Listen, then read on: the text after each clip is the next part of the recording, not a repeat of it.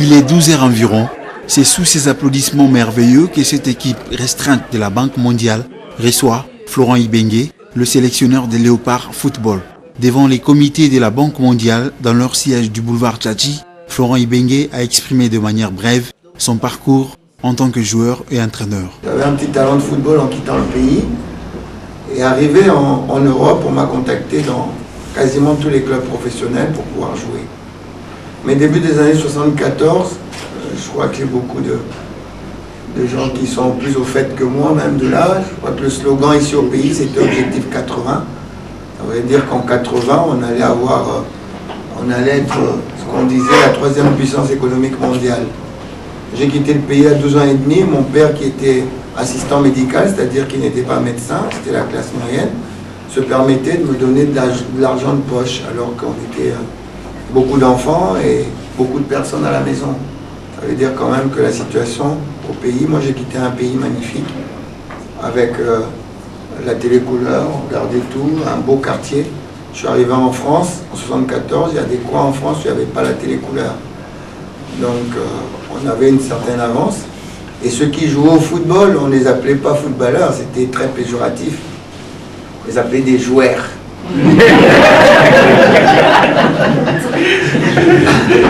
Ils appelaient des joueurs, vraiment péjoratif, c'est-à-dire qu'à notre époque, et c'est resté un petit peu ici, hein, depuis que je suis rentré, c'est resté. Ceux qui jouent au football sont considérés comme des moins que rien, c'est-à-dire des petits voyous, des gens qui ne vont pas à l'école. Donc c'est resté encore jusqu'à maintenant. Parce que quand je suis rentré, quand je fais l'entraînement et que je parle en français, quand je suis arrivé au départ, on me disait ah, coach, dosez. On me disait coach, dosez. Après tu vas comprendre. Alors qu'ils comprennent très bien, et quand ils n'ont pas compris, ils demandent, même s'ils demandent en lingala. Donc ils ne sont pas si idiots que ça. J'ai découvert le métier d'entraîneur, j'ai eu un très bon éducateur à l'âge de 15 ans. Et ça m'est resté dans la tête, comment il nous enseignait à entraîner. Et il m'avait donné goût. J'avais peut-être ça, puisque dans toutes les équipes où j'ai joué, curieusement ou pas, j'ai toujours été capitaine. Je suis arrivé, même quand je changeais de club, au bout de quelques mois, je redevenais capitaine. Donc j'avais un petit peu cette fibre d'emmener un peu les autres et de passer le message. Et petit à petit, pendant que je jouais, j'étais à l'université, mais je passais mes diplômes d'entraîneur et j'entraînais les petits. Donc ça fait quasiment 30 ans que j'entraîne. Une visite spécialement caractérisée pour partager ses émotions vécues lors de la victoire de la finale du CHAN Rwanda 2016 à Kigali.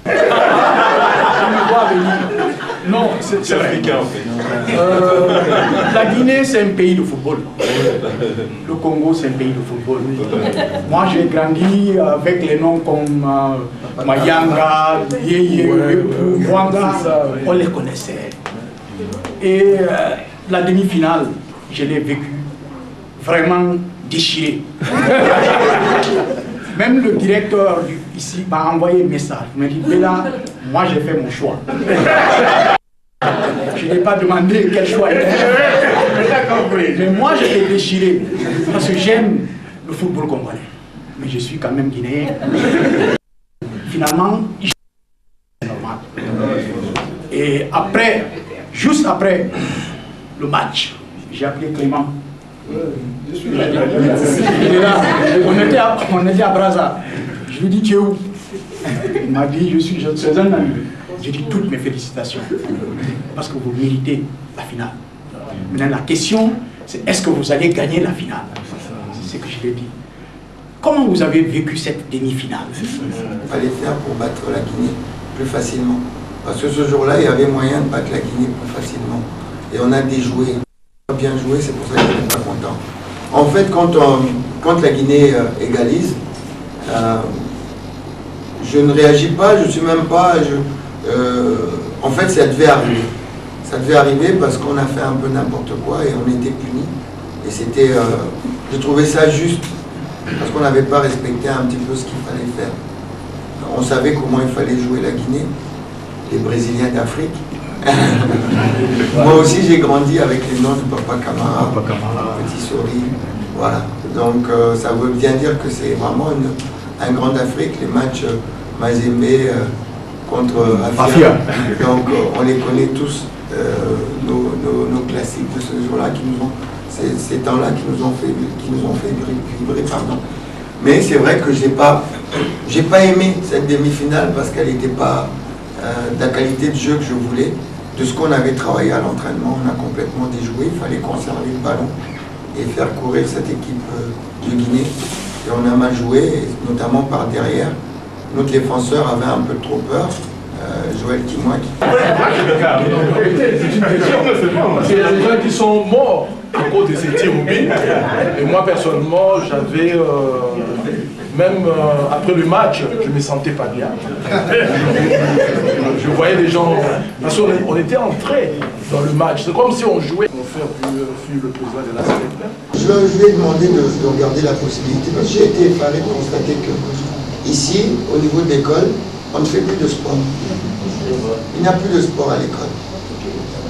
C'est vraiment... C'est incroyable comment on peut... Voilà, c'est ce que je dis, les cérébraux, mais pas les musculaires. Donc, j'ai vu le président de la République, je lui ai dit,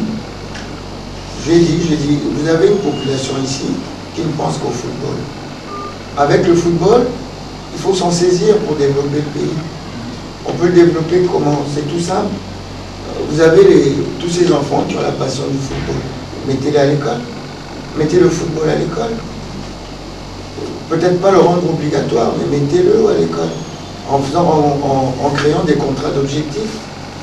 Vous mettez l'enfant à l'école avec un contrat d'objectif. C'est-à-dire, je sais que tu aimes le football. On va te donner du football. Tu vas à l'école, mais on va te donner du football. Par contre, si tu travailles bien, si tu ne travailles pas bien en français, tu ne travailles pas bien en maths, tu ne travailles pas bien en histoire, on t'enlève de ton cursus de sport. En faisant ça, les gamins ont une meilleure moyenne en français, en maths. L'expérience est là en France. Ils ont une meilleure moyenne générale que les enfants qui n'ont pas ce cursus de sport. Les enfants qui sont... Et il n'y a qu'à regarder, les anciens sportifs et français, quand ils s'expriment, je ne vais pas citer le nom, il y en a qui passent à la radio. C'est terrible comment ils s'expriment à la radio. Et les sportifs de maintenant, les footballeurs de maintenant qui s'expriment très bien. Donc on peut se saisir de ça. Et ce qui donnera que tout le monde ne sera pas professionnel ici au niveau du pays. Mais on aura des ingénieurs, des médecins, des maçons, voilà. On pourra développer le pays avec ce petit. Il n'y a pas que ça, bien évidemment, mais c'est vraiment un credo. J'y suis vraiment très réceptif et je suis en train de travailler à ça presque chaque jour. Maintenant, est-ce qu'on va m'écouter? Voilà. On va gagner les 2 matchs qui étaient très importants pour la République démocratique du Congo. S'il y a de véritables patriotes, il y en a réellement, et je suis parmi de ceux-là qui aiment le Congo. Le premier match, vous l'avez gagné contre le Congo-Brazzaville.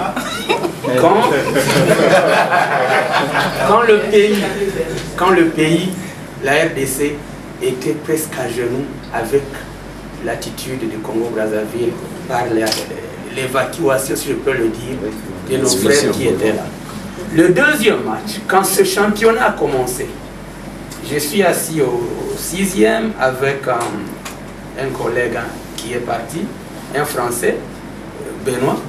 Je lui ai dit, la poule A et la poule B, il doit nécessairement y avoir une confrontation entre la RDC et le Rwanda. Et ça, je le veux de tous mes voeux. Et quand nous regardions le dernier match contre le Cameroun, parce que moi, ma prière à moi, c'était que la RDC perde ce match-là. Je vous dis la vérité. Parce que je voulais cette confrontation entre le Rwanda. Moi, je suis de l'Est, pour vous dire vrai. Et vous ne savez pas ce que les gens de l'Est ont connu à Goma quand vous aviez perdu contre le Rwanda à Gisenyi, le match-là. C'était catastrophique. Nous qui sommes ici, nous savons ce que nous avons vécu et comment nous avons moralisé les gens. Mais il fallait cette confrontation. Et j'ai suivi votre interview avant le match, que vous jouiez, et c'est ça ce qui était important, que vous jouiez ce match-là pour les vivants et pour les morts. Et vous ne savez pas la joie que vous avez mis dans le gens de l'Est. C'était une super joie en gagnant ce match-là. J'aurais voulu être à Kigali. Et malheureusement, je n'ai pas été. Vraiment, j'aurais voulu être à Kigali. J'ai regardé la remise de la coupe. Et je ne suis pas communicologue, mais les images montrent. Le président rwandais a acclamé. Quelques temps après, vous pouvez revoir ce match-là, vous pouvez revoir cette remise-là. Quand il a remis la coupe au capitaine, il a acclamé quelques temps après parce que tout le monde était en train d'acclamer. Mais ça, c'est important pour le pays. Donc, il y a des matchs, quand vous y allez, je ne veux pas vous demander ce que vous avez dit aux enfants, parce que je sais que c'était aussi capital, mais quand vous y allez, il faut dire aux enfants, c'est un match pour la vie ou pour la mort. Parce que, à vrai dire, ne pense pas que je suis de l'Est qu'on a la haine contre les... Non, non, non, ce n'est pas ça.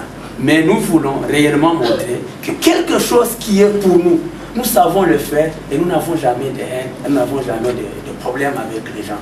Mais réellement, que la RDC, c'est un pays qu'on doit respecter. Et quand vous le faites là, je dis voilà un autre patriote sur qui je peux compter. Quand on était en Guinée, il y a eu des événements ici, les événements de Brazzaville, et en même temps il y a eu des événements ici au niveau du pays. Il y avait des événements par rapport à la politique au niveau du pays, il y a les gens qui ont marché, il y a la police qui était là. Il y a eu quelques événements. Et les joueurs ont suivi ça. Ce sont eux-mêmes qui sont venus me montrer ça, ce qui se passait à Kinshasa. Donc politiquement, ils sont bien au fait des choses. Et le jour de ce match-là, j'ai fait un petit montage vidéo en tant que causerie. Dans la causerie, il y a cette partie parfois avec images, avec des montages vidéo. Et on avait placé sur ce match-là justement sur le fait de ce qui s'était passé récemment. Parce que quand on est à Kinshasa, on ne peut pas faire fi. Quand vous passez devant le stade du 24, vous voyez encore les tentes. Ça ne peut pas vous laisser indifférent. On a tous de la famille. Moi, j'ai de la famille de l'autre côté de Brazzaville. Des gens qui sont très proches du pouvoir là-bas, ce sont des amis. On a fait des études ensemble à Lille. Des très bons potes qui sont très proches. Et de la famille, mais on ne peut pas passer à côté de ça. Et il y a eu des images justement sur ce match-là qui montraient qu'on allait jouer ce match-là pour nous, pour nos copains, pour nos familles, pour nos amis. Et puis il y a des images qui montraient on va jouer pour le sourire des enfants. Donc on voyait les enfants sourire, le sourire des parents, des grands-parents. Et puis la dernière image est arrivée, une grande image. Et puis je vais surtout jouer pour ne plus voir ça.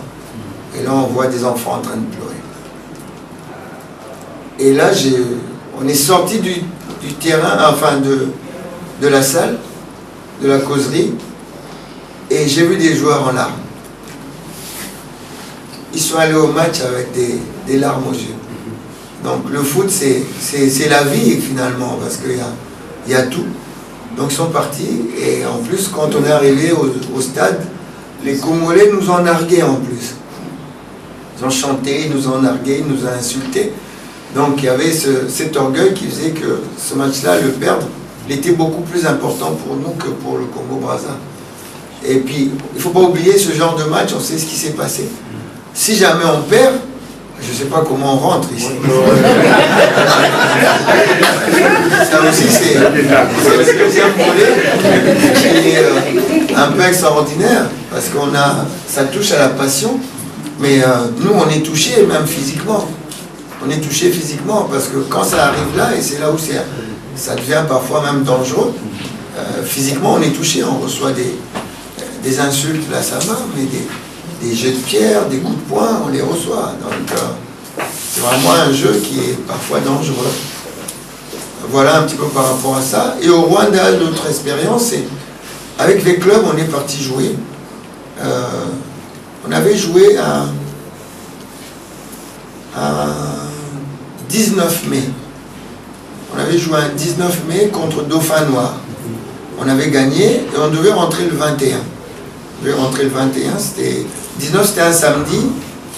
Et dimanche, les joueurs étaient contents parce que quand on va à Goma, c'est l'occasion d'acheter de la viande, des haricots, du fromage, des saucisses pour revenir avec en famille. Donc comme on avait gagné, on avait reçu une petite prime, et donc les joueurs étaient contents pour pouvoir faire les courses dimanche matin. On vient nous réveiller à 6 h du matin. On vient nous réveiller et c'était le ministre actuel des Sports, à l'époque qui était dans B-Club, qui nous réveille pour nous dire d'évacuer d'urgence parce que les M23 étaient en train d'arriver à Goma. Ils étaient à peine au bord de la ville. Donc on a eu une peur panique. Il fallait partir d'urgence. Et heureusement pour nous, l'alerte est passée vers 9 h. Donc il fallait évacuer, ne plus passer par l'aéroport, mais prendre le bateau, aller vers Bukavu, pardon, aller vers Bukavu et de là prendre l'avion. Donc c'est une situation qui était un peu insoutenable. Et l'après-midi, j'ai décidé quand même de faire un petit tour dans la ville. Je me suis assis dans une terrasse et il y a un monsieur qui est entré et il s'est mis en face de moi, comme madame, juste là en face. Et il avait un libanco, un labaco champagne là, avec l'effigie du général, du maréchal. Avec l'effigie du maréchal, nous ne t'oublierons jamais. Alors, curieusement, je lui ai posé la question. Je lui ai dit, mais vous êtes courageux? Moi aussi, ma bouche... Vous êtes courageux? Il m'a répondu non. Il dit, j'oublierai jamais ce monsieur. Il dit, s'il était là, on ne s'amuserait pas avec nous. J'étais surpris. Il dit, moi je vis ici. J'étais surpris de son discours. En étant là-bas à l'étranger, en France, c'est vrai, on reçoit des nouvelles, mais on n'habite pas sur place. Donc, ce qu'on peut recevoir quand on est loin et quand on est près, c'est toujours différent. Et c'est quelque chose qui m'était resté dedans en disant que ces gens souffrent vraiment. Ces gens souffrent vraiment par rapport à notre voisin qui est à côté. Et quand on est arrivé sur ce terrain, à Goma, à Gisenyi, en perdant à Gisenyi, c'était un match pas très important au niveau de nos préparations, mais psychologiquement c'était important. Mais ça nous avait permis de voir un peu cette équipe qu'on ne connaissait pas. Et ce match-là était basé sur ça, parce que je sais qu'il y a jusqu'à maintenant, il y a des gens qui souffrent de ça.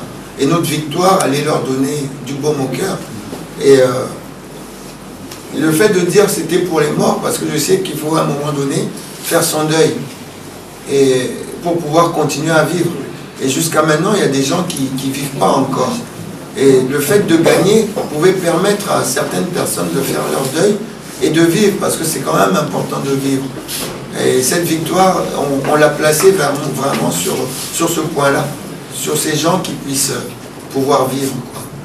Je crois que tout le monde a vu comment j'ai pu sauter sur ce match-là. Les gens me le disent. Les gens me disent, c'est la première fois que je me réjouis par rapport à ce match-là. C'est à cause de toute cette émotion qui était chargée par rapport à ce match. Selon Emmanuel Pinto, cette visite est d'une grande importance car c'est une manière pour la Banque mondiale d'honorer Florent Ibenge. C'est pour moi un honneur d'avoir Florent Ibenge à côté de moi. Je l'ai plutôt vu à la télévision à plusieurs reprises. Pour quelqu'un comme moi qui est passionné de football et qui joue même au football et qui est un premier supporter des Léopards, vous comprenez que c'est vraiment beaucoup d'émotions que j'ai quelqu'un comme ça à côté de moi. Non, ce qu'il faut aussi comprendre, c'est que nous présentons la Banque mondiale comme étant une banque tout simplement des projets, alors que nous sommes aussi intéressés par des questions de culture et de sport. Nous savons par exemple que même dans le domaine de l'éducation, pour que les enfants soient bien éduqués, soient en bonne santé, il y a aussi l'aspect sportif.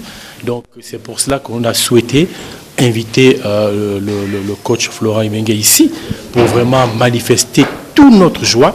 Nous étions très contents de voir la victoire des Léopards à cette CHAN, et moi-même j'ai suivi tous les matchs et j'étais très content de voir cela, et on a voulu vraiment exprimer toute la joie de la Banque mondiale non seulement pour le travail impressionnant que le coach a fait, mais que toute l'équipe. Et aussi, c'est aussi la RDC qui gagne. La RDC qui gagne la CHAN, c'est toute la RDC. Et comme on le sait, moi-même en tant qu'Africain, une réussite de la RDC, c'est la réussite de toute l'Afrique. Donc, quand on a vu cette victoire, on est très, très content. Nous soutenons des activités sportives. Hein. Moi-même, j'ai été dans certaines activités sportives avec notre spécialiste de la communication. Donc, c'est clair qu'avec cela, ça donne encore beaucoup plus de dimension, une dynamique pour nous de nous impliquer plus sur les activités de sport. Moi, je fais des choses peut-être personnelles au niveau individuel. Mais c'est vrai que l'institution n'a pas un projet, mais c'est sûr que dans les activités sportives ici, en RDC, c'est sûr que nous allons nous impliquer de plus en plus.